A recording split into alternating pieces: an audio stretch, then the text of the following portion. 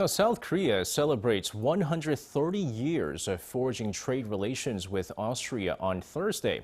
Bilateral trade relations stretch back to 1892 during Korea's Joseon Dynasty and the Austro-Hungarian Empire.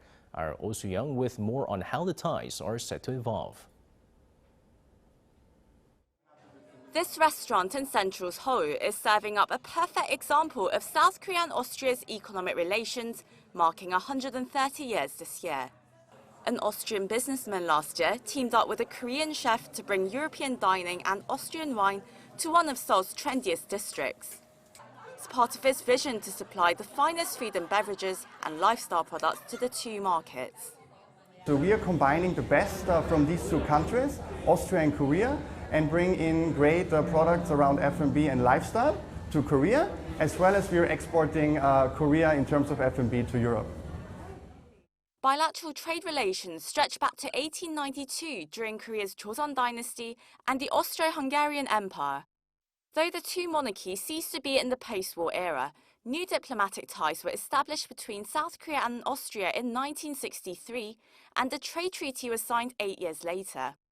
Since then, bilateral trade has been growing steadily, hitting $3.2 billion last year, with South Korea exporting semiconductors, cars and machinery, while importing Austrian cars, auto parts and meats. Despite the COVID-19 pandemic hampering global trade and investment, the two sides continue to see broadening business opportunities. Advantage Austria Seoul brings some of the most innovative firms together, from startups to conglomerates, spanning food and beverages to machinery, 5G and batteries. Korea is the perfect entry market for an Austrian company in Asia. There are a lot of similarities with Europe, but also the United States.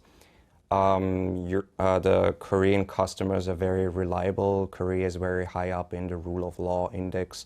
Political system is very stable, and there is a business mindset here in Korea. South Korean companies are also expanding into Austria. A Seoul-based extended reality firm established a research lab in Vienna to develop diverse state-of-the-art industrial solutions optimized for manufacturing and tap into the local talent pool.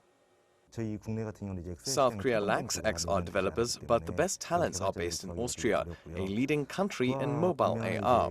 Vienna is an attractive venue for startups and innovation, as there's plenty of joint research between firms. Between the two capitals, the firm is developing an XR platform for fast and precise object learning, detecting and tracking features based on its core technology. As such, Seoul and Vienna are poised to make further leaps and bounds in new high-tech emerging sectors, starting with green technologies.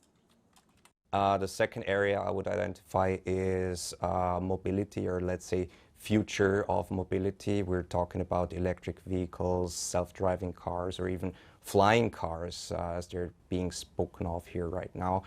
I think Austria can provide a lot of first-class parts for these areas, for these endeavors. And the third area I'm identifying is hydrogen, because Korea is a leading nation in the sector of hydrogen.